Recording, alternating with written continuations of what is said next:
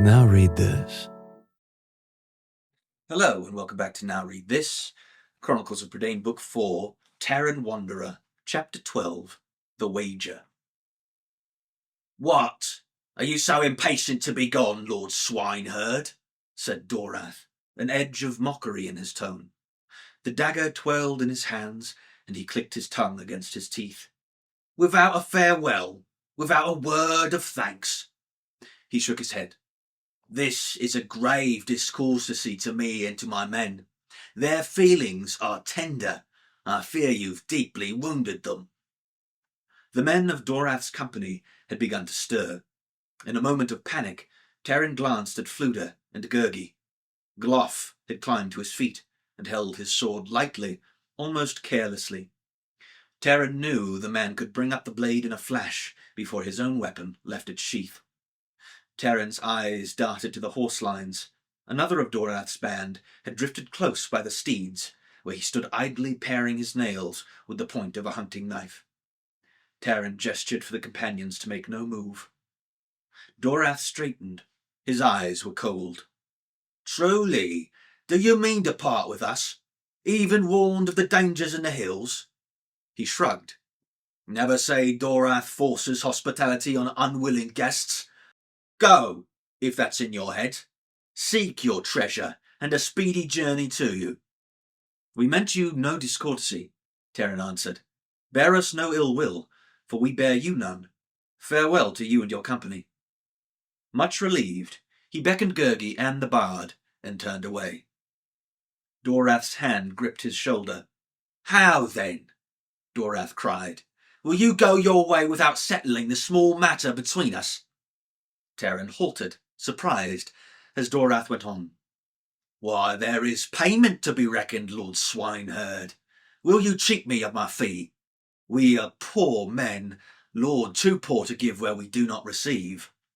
The warriors laughed harshly. Dorath's heavy face had twisted into a leering humility, which Taran found all the more fearsome by its falsity, and the man cried out in an accusing, begging tone, "You have eaten our meat and drunk our wine. All night you slept safely under our protection. Is this worth nothing to you?" Taran stared at him in astonishment and sudden alarm. Dorath's men had come to gather near their leader. Gurgi edged closer to Taran. "Protection?" Fluda muttered under his breath. "Who'll protect us from Dorath? Protection? Great Balian, I'd call it robbery." "And there is more, Lord Swineherd," Dorath quickly continued. "The matter of payment for guiding you to the Lake of Lunette. It is no light journey for my company. The paths are long and harsh." Taran faced the man squarely. "You have given us food, drink, and shelter," he said, his thoughts racing to seek escape from Dorath's trap. "We will pay their worth. As for your protection on our journey, we neither ask it nor want it." "My men are willing, waiting, and ready to guide you," replied Dorath. "It is you who breaks the bargain." "I struck no bargain with you, Dorath," Taran answered. Dorath's eyes narrowed. "Did you not? But you will keep it nonetheless." The two watched each other in silence for a moment. The warriors stirred restlessly. From Dorath's expression, Taran could not judge whether the man indeed meant to risk battle.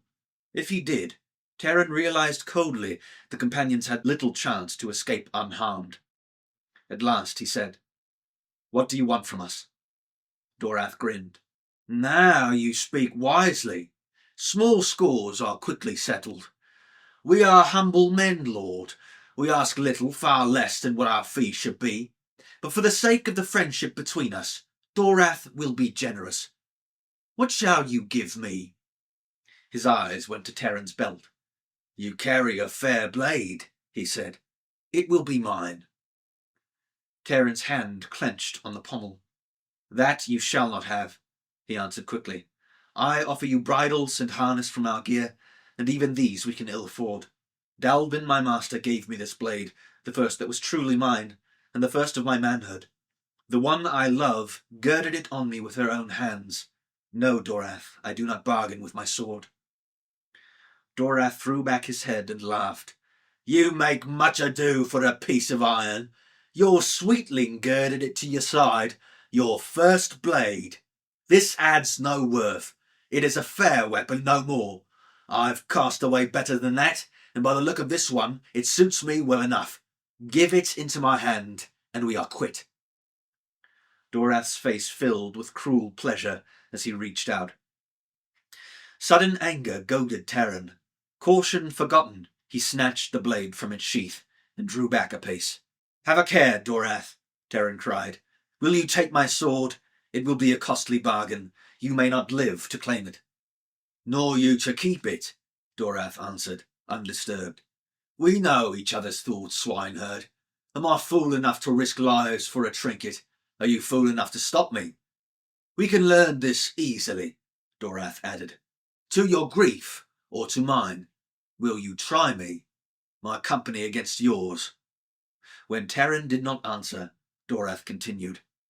My trade is to spill another's blood, not waste my own, and here the matter is easily settled.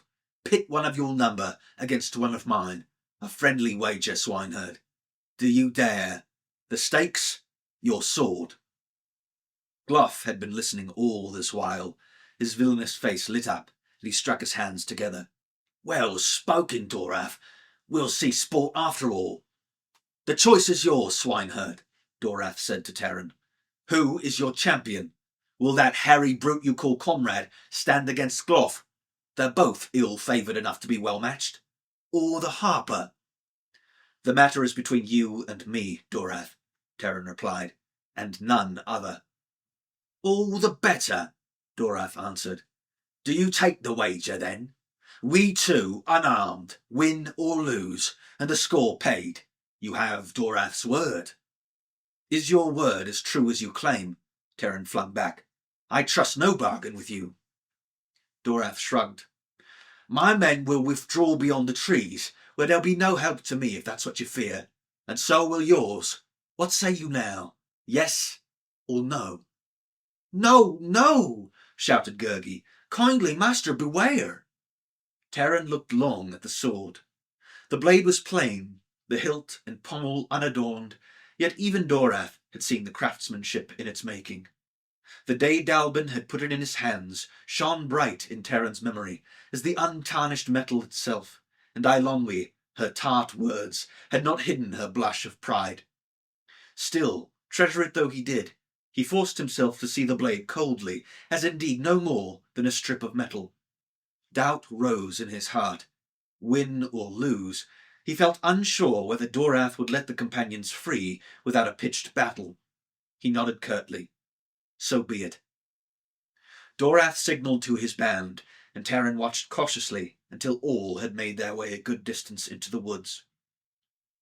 At Taran's orders, Fluda and Gurgi untethered Leanne and the two steeds, and reluctantly withdrew in the opposite direction.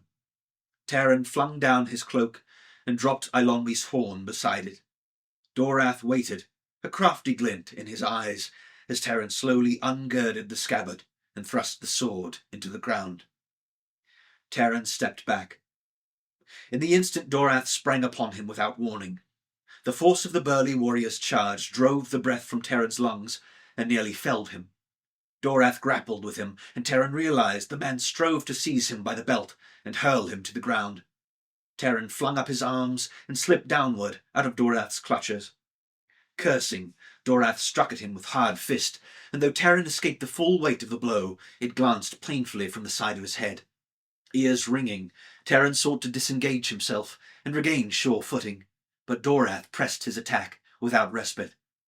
He dared not, Taran understood, let his heavier opponent come to grips with him, for Dorath's powerful arms could snap him in two.